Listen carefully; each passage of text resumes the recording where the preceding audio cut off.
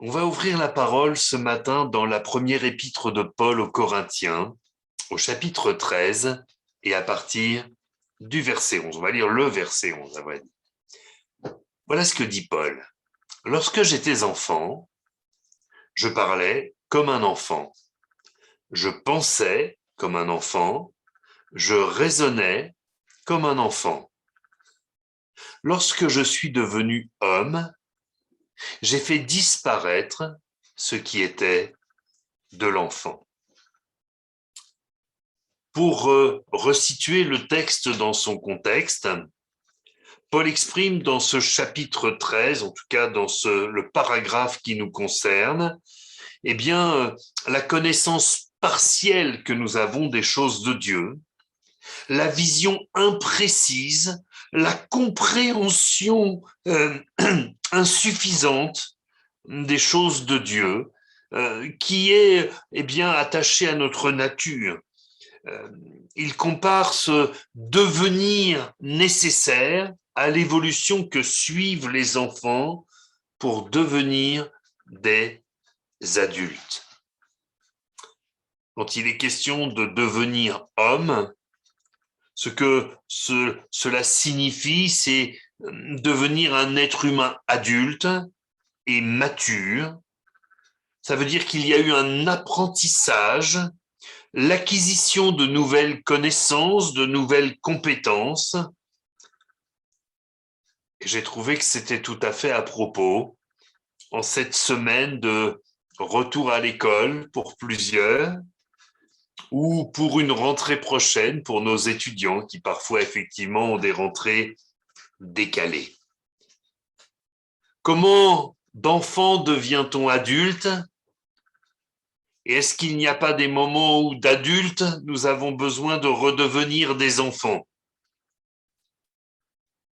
Dans l'Évangile selon Luc, au chapitre 9, au verset 46, une pensée vint à l'esprit des disciples, savoir lequel d'entre eux était le plus grand. Jésus, voyant la pensée de leur cœur, prit un petit enfant, le plaça près de lui et leur dit : « Quiconque reçoit en mon nom ce petit enfant me reçoit moi-même.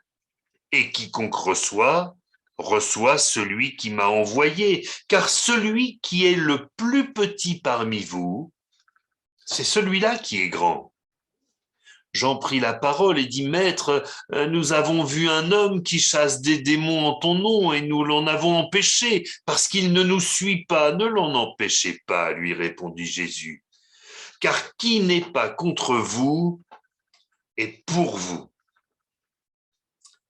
Il y a un débat entre les apôtres. Qui est le plus grand ? Qui va être le plus apprécié ? Que ce soit des êtres humains auxquels ils témoignent, des gens qu'ils baptisent ou auprès du Seigneur ou même simplement entre eux. Qui va devenir le chef ? Qui a le plus de compétences ? Qui a le plus de connaissances ? Qui est le plus spirituel ?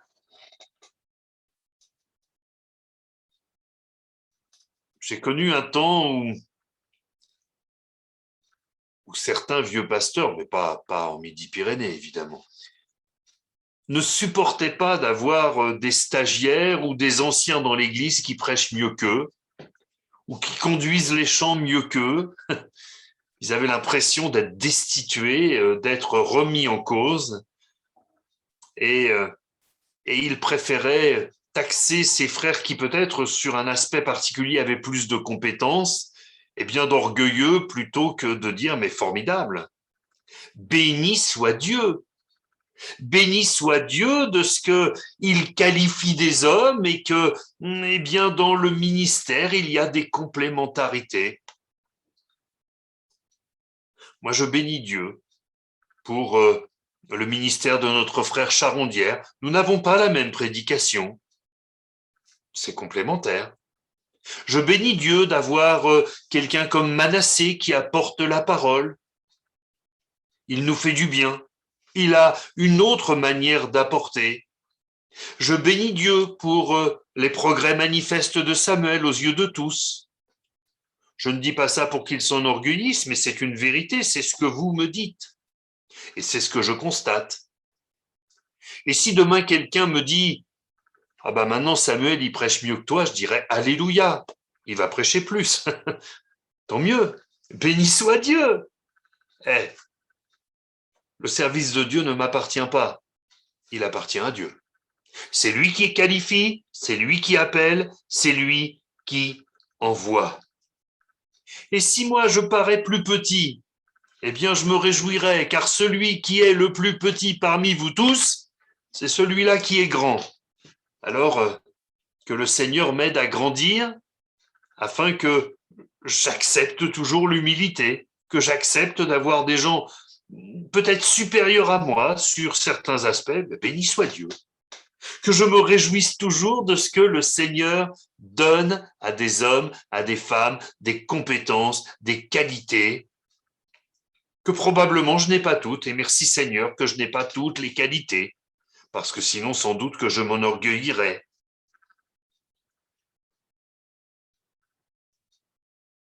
Mais au-delà de ce sujet du ministère, celui qui est le plus petit parmi vous tous, c'est celui-là qui est grand, cela doit nous inspirer. Nous allons rentrer dans quelques semaines dans notre nouvelle église, dans notre nouveau local. Quel regard allons-nous porter sur les enfants? Quelle place allons-nous leur réserver? Est-ce que nous allons les traiter avec respect, avec affection ou avec mépris parce qu'ils font du bruit? Une fois, j'ai entendu un pasteur dire, mes frères et sœurs, si vous voulez vraiment qu'il n'y ait pas de bruit, je vous propose d'aller faire les réunions dans un cimetière. Là, il n'y a jamais de bruit. Mais me semble-t-il, ceux qui sont à Jésus sont appelés à la vie. Et la vie, parfois, ça fait un petit peu de bruit.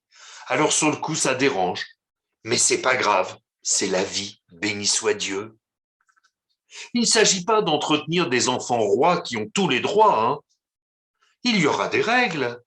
Il y aura des endroits où les enfants n'auront pas à aller. L'escalier de secours n'est pas une surface de jeu. C'est dangereux d'aller faire le zouave sur un escalier de secours. Donc à chaque fois que je verrai un enfant aller jouer là-bas alors que c'est interdit, je lui dirai, tu descends de là tout de suite parce que tu n'as pas le droit. Les enfants rois, je ne suis pas d'accord avec ça. D'ailleurs, la parole de Dieu nous montre ce que ça donne des enfants rois. Pensez à Joas. À l'âge de 7 ans, il devient roi. Il est entouré par cela, par le sacrificateur Jéhojada, qui veille à ce qu'il ait les meilleurs conseils. Et puis Jéhojada meurt. Et là, Joas, certes, il a grandi, mais dans sa tête, c'est toujours un enfant roi. Et comme il commence à dévier de la parole de Dieu, le fils de Jéhojada, le prophète Zacharie, vient voir, le sacrificateur Zacharie vient voir, Joas, et lui dit, écoute là, il y a un problème. Voilà ce que dit l'Éternel. Et comme Joas est resté un enfant roi, un enfant capricieux, il fait assassiner Zacharie, sans la moindre reconnaissance pour Jéhojada qui l'a protégé, qui l'a intronisé dans sa fonction royale. Il est capricieux, il agit comme un enfant capricieux, même arrivé à l'âge adulte. Donc non, il n'est pas question de laisser faire tout aux enfants et de leur laisser penser que ce sont des enfants rois.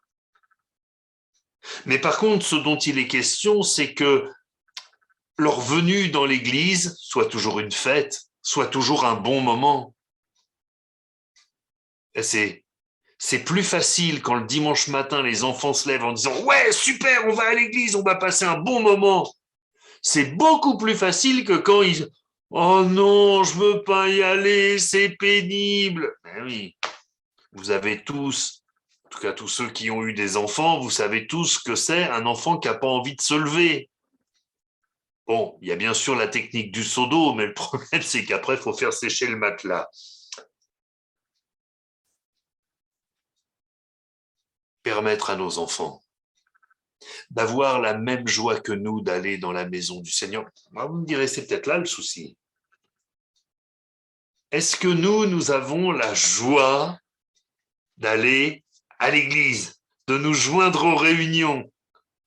Alors, certains diront Alléluia, d'autres diront ouais, mais si on n'y va pas, le pasteur va peut-être nous dire quelque chose. Alors si vous en êtes là, mes pauvres frères et sœurs, je vous plains. Parce que je ne suis pas votre garde-chiourme. Je ne suis pas là ni pour vous juger, ni pour pointer une feuille de présence. Ça, c'est uniquement obligatoire quand on fait une assemblée générale. Moi, je suis là pour vous encourager. Et pourvu que, avec l'aide du Saint-Esprit, je sois de ceux qui vous donnent envie, de ceux qui vous donnent soif du Seigneur, soif de sa présence, faim de sa parole, envie d'entendre parler le Seigneur, envie d'entendre le Saint-Esprit répondre à vos questions. Que le Seigneur me fasse grâce, ainsi qu'à mes frères qui sont dans le service, afin que toujours nous soyons de ceux qui vous donnent envie. Mais vous, donnez envie à vos enfants. Donnez envie à vos enfants. Dans l'Évangile selon Marc au chapitre 10, à partir du verset 13, nous connaissons ce texte, on amena à Jésus des petits-enfants afin qu'ils les touchent, mais les disciples reprirent ceux qui les amenaient. Jésus, voyant cela, fut indigné et leur dit « Laissez venir à moi les petits-enfants, ne les en empêchez pas, car le royaume de Dieu est pour ceux qui leur ressemblent, je vous le dis en vérité. Quiconque ne recevra pas le royaume de Dieu comme un petit enfant, n'y entrera point. » Puis il les prit dans ses bras et les bénit en leur imposant les mains. Car le royaume de Dieu est pour ceux qui leur ressemblent. Cela peut nous sembler étonnant, puisqu'à la fois la parole de Dieu nous demande de prendre de la maturité et à la fois de ressembler aux petits-enfants. L'équilibre est difficile à trouver. Il ne s'agit pas de perdre en maturité une fois que nous l'avons acquise, vous le comprenez bien. Ça ne veut pas dire non plus que nous devons devenir turbulents. Si les papis et les mamies commencent à courir dans tous les sens dans l'église, ça va devenir compliqué à gérer. Et effectivement, je ne suis pas sûr que les cliniques du coin puissent fournir en hanche ou en genou de rechange. Mais ça veut dire que le Seigneur fait référence à quelques particularités des petits-enfants qui nous sont accessibles. La foi simple et sincère dans ce qui est dit. Quand on dit quelque chose à un enfant, à un petit enfant, il le croit. Vous me permettez? Quand on commence à mentir à ses enfants, avec un certain monsieur habillé en rouge avec de la fourrure blanche autour, ce qui, vous l'avouerez, n'est pas extrêmement élégant, et que l'enfant un jour se rend compte que ce sont des histoires. Mes frères et sœurs, vous allez me pardonner l'expression, mais quand vous allez leur parler de Jésus, vous allez ramer, hein, parce que vous les avez trahis en leur mentant une fois. Et après leur dire que c'était juste pour rire, que c'était juste des histoires, eux, ils ne pourront pas s'empêcher de se demander si votre Jésus, c'est pas juste pour rire, juste des histoires. Les enfants ont une foi simple. Les enfants nous font confiance. Quand on leur dit, écoute, crois que le Seigneur Jésus va te secourir, ils le croient. Quand on leur dit, allez, viens, on va prier, le Seigneur est là, il entend ta parole, ils le croient.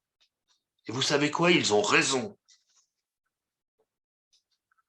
Il y a aussi autre chose que les enfants les petits-enfants ont, c'est un sens aigu de la justice et une horreur de l'injustice.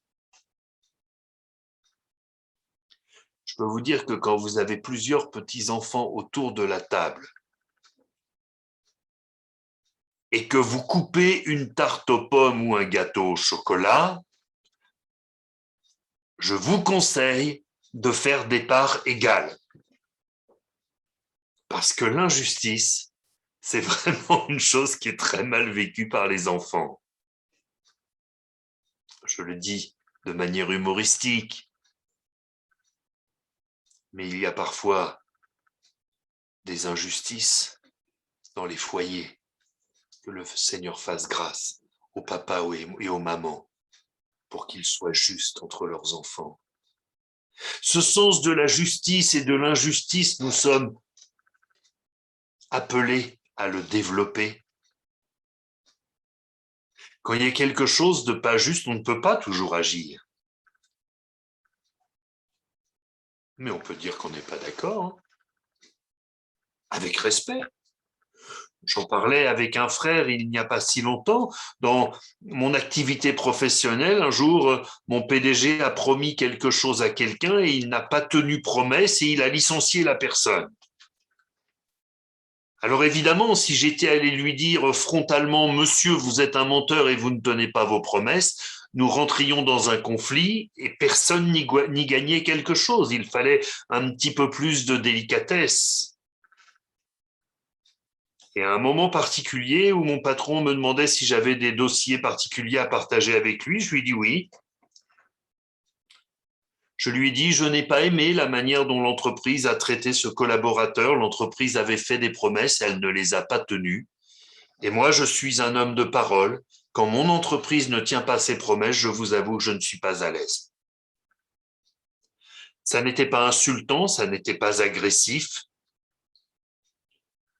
mais j'ai tenu à ce qu'il sache que moi, l'injustice, je ne l'acceptais pas. Et nous sommes appelés à avoir ce sens de la justice, à ne pas laisser faire tout et n'importe quoi autour de nous. Nous ne pouvons pas toujours agir, mais nous pouvons parler. Avoir ce cœur d'enfant. Et non pas nous voiler la face ou nous mettre des œillères en disant « Ouh là là, ça ne me regarde pas, je ne veux pas d'ennui ». Je crois que le Seigneur nous attend là aussi. Et puis, cette sensibilité des enfants. Quelqu'un qui souffre, les enfants, ils sont sensibles, c'est insupportable pour eux. Et parfois, en grandissant, on préfère s'endurcir. Méfions-nous.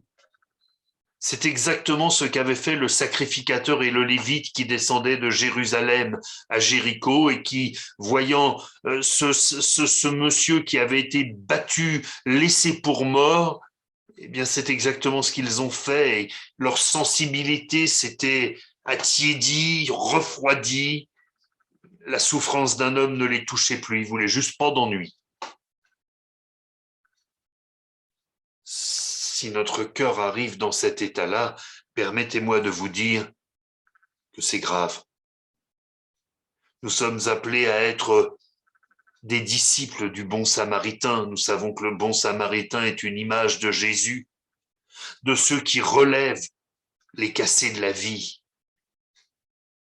de ceux qui les amènent dans l'hôtellerie, qui versent sur eux le sang, le vin, le sang de Jésus, l'huile, le Saint-Esprit, afin qu'ils soient restaurés, guéris, et qu'ils louent le Seigneur. Alléluia.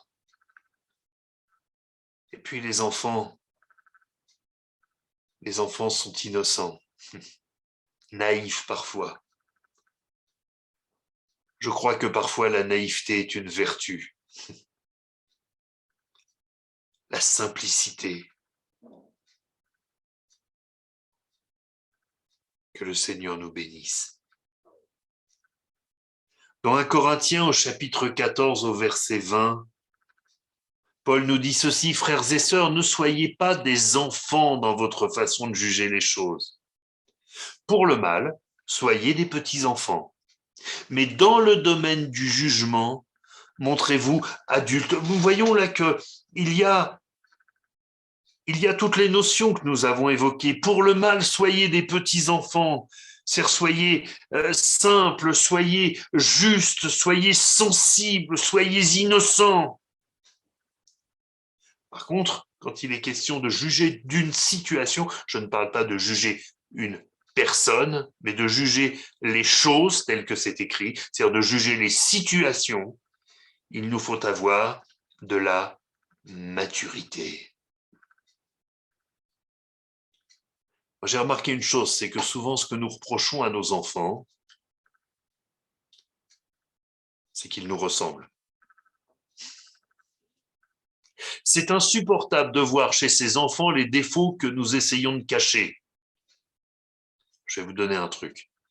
Au lieu d'essayer de cacher nos défauts, donnons-les au Seigneur, afin qu'il nous aide à progresser. Mais en attendant, n'essayons pas de passer pour mieux que nous sommes, ne soyons pas malhonnêtes dans notre relation avec nos enfants. Et quand nous avons été malhonnêtes, quand nous avons caché des choses, quand nous n'avons pas été vrais avec eux, quand nous avons été injustes, demandons-leur pardon. Osons nous humilier devant les plus petits. Osons leur dire, écoute là, j'ai pas été juste. J'ai mal réagi. Ce que tu avais fait était mal, mais je n'avais pas à m'énerver comme ça, on aurait pu en parler calmement, je te demande pardon.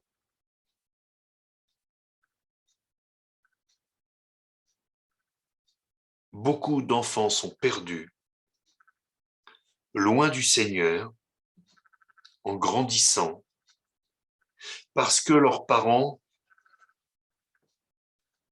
n'ont pas été justes, leur ont menti, ont été hypocrites.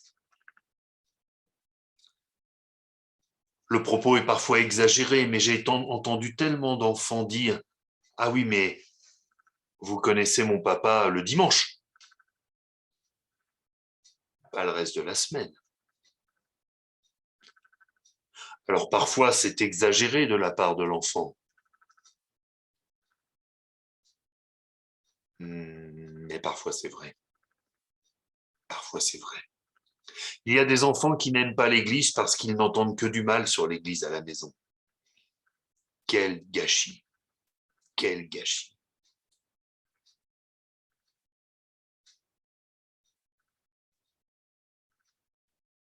La peau fragile d'un enfant marque plus facilement que la peau d'un adulte. Mais le cœur fragile d'un enfant marque aussi plus facilement que celui d'un adulte. Dans l'évangile selon Luc, au chapitre 10, au verset 21, il nous est dit qu'en ce moment même, Jésus tressaillit de joie par le Saint-Esprit et dit « Je te loue, Père, Seigneur du ciel et de la terre, de ce que tu as caché ces choses aux sages et aux intelligents, et de ce que tu les as révélées aux enfants. Oui, Père, je te loue de ce que tu l'as voulu ainsi. » Les moniteurs des cultes d'enfants savent que j'aime particulièrement ce texte. Nous l'avons partagé ensemble, nous l'avons médité ensemble. Les enfants sont enseignables si notre enseignement est pur. Parce que sinon, ça n'est plus de l'enseignement, c'est de la manipulation. Ce sont des éponges pour tout ce qu'il aurait apporté. Charge aux parents de veiller, de contrôler, à apporter de bonnes choses à leurs enfants, mais aussi de veiller, de contrôler à ce qu'il aurait apporté à l'école et à corriger avec douceur et patience ce qui n'est pas bon et qu'il aurait apporté.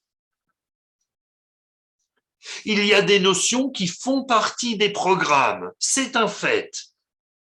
En tant que papa, en tant que maman, vous ne pouvez pas faire changer les programmes. Alors l'enfant va devoir apprendre sa leçon. Et parfois, il va devoir apprendre des choses qui ne sont pas compatibles, qui ne sont pas alignées avec ce que dit la parole de Dieu. Eh bien, expliquez-leur.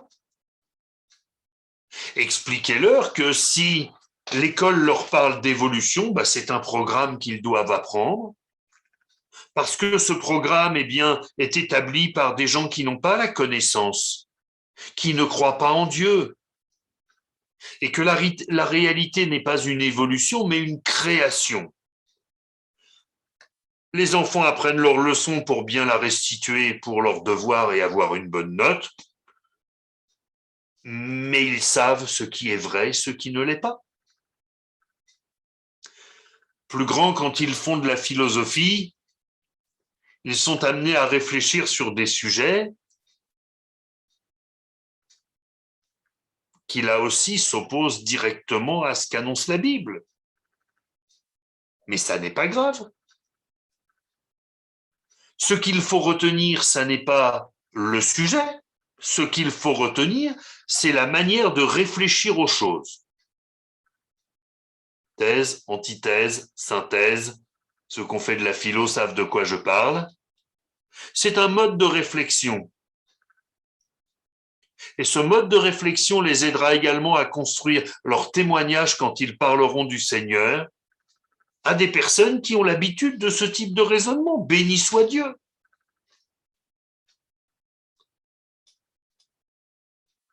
Le rôle des parents. J'étends le rôle des adultes parce que c'est le rôle des parents, c'est le rôle des oncles et tantes, c'est le rôle des moniteurs, c'est le rôle des grands-parents, c'est le rôle du pasteur, c'est le rôle de tous ceux qui sont en contact avec les enfants. C'est de leur apprendre à avoir le cœur de Jésus. Et le cœur de Jésus est un cœur tolérant. C'est un cœur qui aime les enfants même quand ils sont différents.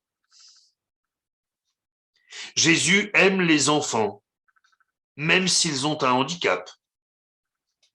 Jésus aime les enfants, même s'ils ont une autre religion. Jésus aime les enfants, même s'ils ne sont pas de la même couleur. Jésus aime les enfants, même s'ils ont deux papas et pas de maman, ou deux mamans et pas de papa. Jésus aime les enfants, même si leur vie ne semble pas être dans le plan de Dieu. J'ajoute même que quand un enfant a deux papas ou deux mamans, Jésus aime aussi leurs deux papas et leurs deux mamans et il veut les sauver.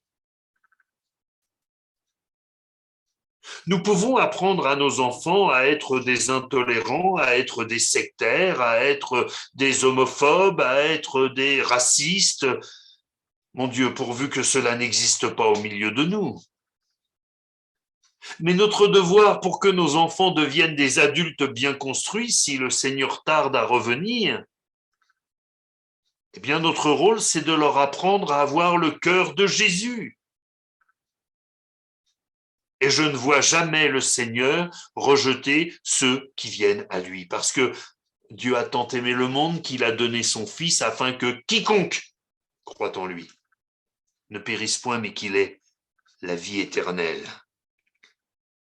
Ces valeurs, mes frères et sœurs, si nous les transmettons à nos enfants, nous allons faire d'eux, peut-être pas des gens parfaits, d'ailleurs, en aucun cas des gens parfaits, mais nous allons faire d'eux des adultes matures, des adultes intelligents, des adultes remplis d'amour, équilibrés, modérés,